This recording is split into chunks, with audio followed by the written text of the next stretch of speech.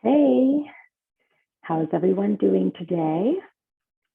We are jumping into day 23 here on Talk 10 for 30. Hope you're all doing well and just enjoying the day, taking care of yourself if you need to, connecting with loved ones or your support if you need to, taking a minute for you if you need to. Um, so the next little chit chat here that I want to have with you here. This is a big resistance area that I see across the board with everyone and almost everyone. Can't say everyone, but even the ones that are doing this, there's still a battle with them. There's still that kind of tug of war of, I know I need to do it. I know I feel better when I do it. I know when I get there and I get moving, it's a lifesaver, really. And that is getting your body moving. Okay. Now, it's such a huge component to our mental health. And I would even say it's more of a component. I'm not a doctor by all means, but in regards to getting some exercise in your daily routine is even more beneficial for your mind than it is your body. I mean, obviously, it's an operating system, it's all connected. But when people are making big changes in their life, especially when it comes to addiction, and they're replacing one habit with another, getting to the gym or getting involved in a walking group or joining kickboxing or just anything really to get your body moving is one of my biggest recommendations. And the reason for that really is once we get our bodies moving, and we know this, once we actually do it, that's the key. Once we do it and we stop fighting ourselves on it, we stop resisting this, we feel so much better. Our mind, number one, feels better, and our body feels better. Our joints are not as stiff. Our mobility is better. The aches and pains actually are a little bit less or a lot less. Okay. Now, and a big reason for that, I'm not going to go too much into the biology here, but a big reason for that is once you are moving your body to a level that, really gets those natural endorphins moving. It releases your natural endorphins in your brain. All right. And it releases the positive feelings. All right. And it interacts with your receptors. It literally changes the chemistry of your brain, or it's not changing the chemistry, it's releasing more of the endorphins, and that interacts with the receptors. Okay. And so if you can kind of visualize, a receptor, so a cord per se, and you're releasing these endorphins once you really get your body moving, and adrenaline is going, and serotonin and the dopamine and such, and what it's doing at a level. So if you're moving your body, going for a good walk, doing a good workout for a period of 30 minutes, okay, that's all you need is 30 minutes. Even if you can get 20 in there, but 30 minutes is kind of when the peak, when the receptors per se, when the receptors are really accepting these positive chemicals, these happy juices, I like to call them. Okay, and what that actually does, it reduces your perception of pain. And so, for example, with my clients that are going through withdrawal, that have abstained from their drug of choice, alcohol, when they get their body moving, they feel better after they work out. It actually sends a signal to your body, and it reduces your perception of pain. And this is psychologically beneficial when you are making life altering changes. Okay. And when you're making life altering changes that do cause some discomfort and stress, psychologically, biologically, getting your body moving is the answer. It is the answer. It is not stressed and recommended enough. Yes, our doctors, of course, will say absolutely get your body moving. But it honestly should be a deal breaker. Yes, we have physical limitations across people have physical limitations.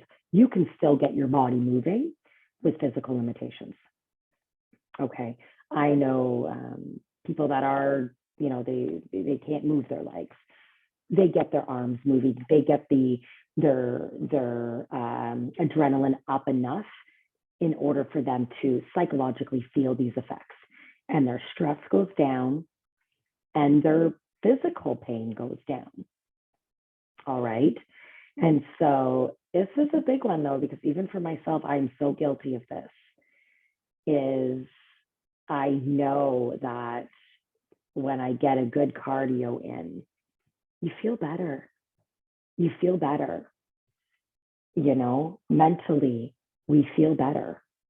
And these are the habits this is the one habit that if I can recommend for anybody, for everyone, is to put some physical activity every day. People have those gym days and I go to the gym 3 days a week, which is great. But every single day, once you continue to release these endorphins and get these happy juices going, it's a life changer. It's complete. I mean, if you are leaving a marriage, leaving a job, experiencing a death, some grief is in your life, and you put some physical activity into your day, there's going to be that interruption right there. Your stress will go down.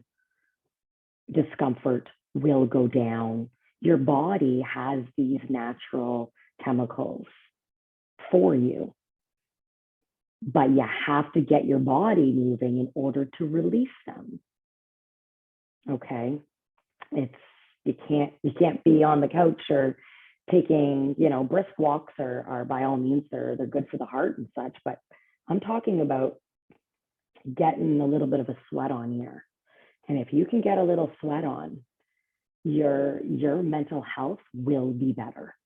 It will be better. Absolutely will be better. And if you can get into you change that default thought loop, we get stagnant, right? We get the collective society, especially us Westerners here. We like our couches, we like our Netflix.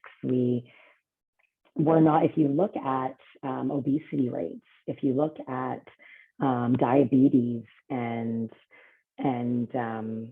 high blood pressure, the rates, you want to talk about a pandemic, check out those rates. They are sky high. And so back to that accountability piece, that if you want whole health, this is a part that should be on the prescription, is getting your body moving for 30 minutes a day. If you can do it, hey, start with 7. If you can do it for 5 days, perfect, absolutely better than none. But this is the prescription that I'm going to write for you today, is committing If you want higher moods, if you want less pain, getting your body moving. And I know right now you're saying, oh my goodness, I've never worked out in my life. It's not even, it's not working out. This is, you look at like I was talking about the increase of obesity. 30 years ago, 40 years ago, I mean, we worked our asses off physically. We're not well right now in terms of the amount of obesity and illness relating to the amount of extra weight that we have on our bodies. It is not that alone will literally put your mind per se on kind of it's sitting in limbo here, when all this time again we have it in us all along in order to naturally reduce or naturally increase our happy juices, our pain reducers. Literally, the perception of pain is affected by getting your body moving. And so that it can't be stressed enough. It really cannot be stressed enough. I mean, taking a good walk in nature, getting that heart pumping, fresh air and vitamin D from the sun is going to boost your mood. I was actually going to take you guys on a little bit of a hike today to kind of let you, like, I mean, I boot it. I big boots on and I get my heart pumping, but I'm even guilty of this. I'm not doing it enough. I'm really not doing it enough. And I feel so good when I'm done. I'm lazy. I'm fucking lazy. Talk about the accountability piece. I don't feel like it, but I know when I'm having my low days and I'm not motivated, or if I am stiff, or if my jeans are a little bit tight, I'm like, oh yes, I'm so busy. No, I don't have time. Absolutely, sure, but that's outside of myself. And if I could empower you to put yourself first and say, you know what, I have to commit to something. I have to commit to something physically because my mind and body are important. And if I don't, I won't be well. I'm not going to be as well as I want to be. All right.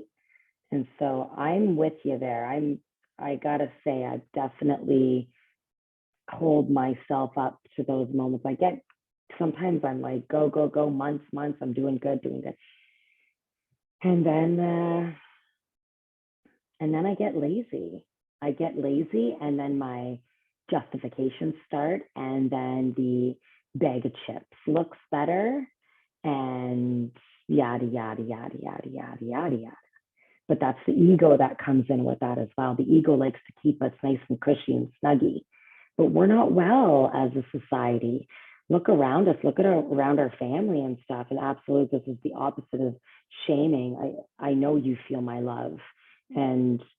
But when you look around our family and friends and society in general, we are physically not well. We can see that we are not well. What is that doing to our mind? What's that doing to our mind? It's shutting it down. It's not releasing these happy juices. Okay, so take a walk, get some vitamin D, complete a 30-minute chore around the house that promotes good movement. I'm talking about not just roaming around. I'm talking about 30 minutes breathing heavy. You need to feel yourself breathing heavy. Okay. You go on YouTube, you will find any video on yoga, Pilates, cardio, get some weights in there, depending on, obviously you need to follow your body here, but get a little bit of a sweat on. And once you get a little bit of a sweat on, you're going to feel better. I know some people that are like, if I don't get my workout in, I'm angry. I don't cope well. My mood is, I'm more irritable, um, and if I do work out and I stay with it, I'm more calm. I have less stress. You like to swim? Get a good swim in there. Hit the gym. Commit to something today, and then make it. I'll commit. I gotta commit. I'm committing with you. I'm committing with you. I'm gonna go for a good hike sometime today. I don't know when that's gonna be, but I committed to a hike today. Commit to something every day. Get your breathing, get your heart pumping, get these endorphins interacting with the receptors in order for your brain to start responding to your body here. And then your body is going to it's all operational. It's all in sync per se. Okay. And you know, shift from doing the things are, like I said, and I get in the, and we all do. We're so motivated, especially the New Year's coming up. I gotta work out, I feel good. I got all these goals, which are good. These are great because these are just our desires. But when you shift from doing to actually being, it becomes a non-negotiable. It's, I have to get a workout in today. I have to get my body moving today. And if you are the one that's sitting there saying, screw this, I don't like this video, I don't like this recommendation, look at the alternative. Again, you have a natural, all these, magic pills that are going to make you lose weight. And there is no magic pill. There is no magic pill. Eating well and exercising. All right. Eating well and exercising. And when you are looking at this video and saying, it's too hard, I don't want to commit, I've never worked out before, I know I need to, I know I should, I know I'm 50 plus pounds overweight, I know my bones are stiff, I know, all right, so you got some awareness, I'm giving you the recommendation. And like I said, it needs to be on the prescriptions. It needs to be a non-negotiable for our docs. And I know a lot are, by all means. We have a lot of nutritionalists as well. We have a lot of that are absolutely telling you to move your body. But for myself, and the feedback that I give to my clients is, I hold them accountable for it. I definitely hold them accountable for it. And they want to do it. They say, oh, I know I should be working out. And then when I see them the next week or two or three or a month down the line, their mood is really low, they're sore, they're not well, they're not, and by all means, there's a lot of diagnoses, fibromyalgia, that's a big one, but believe it or not, with fibromyalgia, you get your body moving with fibromyalgia, it's proven that it's going to help reduce your discomfort and your pain. Okay, I know initially it doesn't feel very good, but let's start challenging ourselves here. We're very quick to say, "Ooh, if it hurts, don't do it." I get it, but then we stay stuck. We stay stuck physically and mentally. You know your body, you know your limitations, but quit the bitching, quit the excuses, and do it. I'm gonna do it. I gotta stop being lazy. I got a beautiful gym in my home. My husband built me a beautiful gym 2 years ago. I use it. I just don't use it enough. I don't use it enough. I can do better. I can level up on that. Absolutely level up on that. All right. So I'm gonna leave you with that today. I know I kind of gave you a little bit of shit to say. I say it to my clients too. I'll say it to you guys. We've got to get moving, man. Like, people are looking rough out there. People are looking rough. Let's just be real here. People are not well. They're barely moving. They're just stuck in their bodies, and we need to get our bodies moving. We are going to feel better. All right. Okay. I'll leave you with that. I'll stop talking. Have a great day. Pick something today, pick something tomorrow, pick something for next week, and stick with it. And then I want you, when you do it, I want you to consciously take a minute to say, how am I feeling because I've done this? How am I feeling because I've done this? I'm not talking about sore muscles. Initially, sore muscles That is a measurement of that you got your body moving and you caused some resistance with the muscle.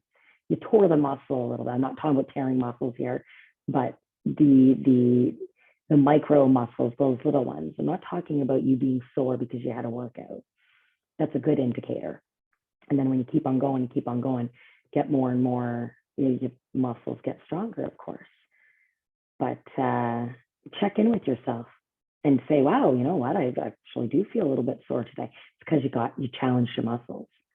Your lungs might even feel a little bit, especially if you don't work out, your lungs might be, whoo, like that's, get your lungs working, get your body working. Okay. All right. I'm done. It's because I care. It's because I care, and I see a lot of people, again, physically not well, and then mentally as well. It's all hand in hand. Okay, get moving. I'll chit chat with you tomorrow. Sending all the light, not the love. Bye for now.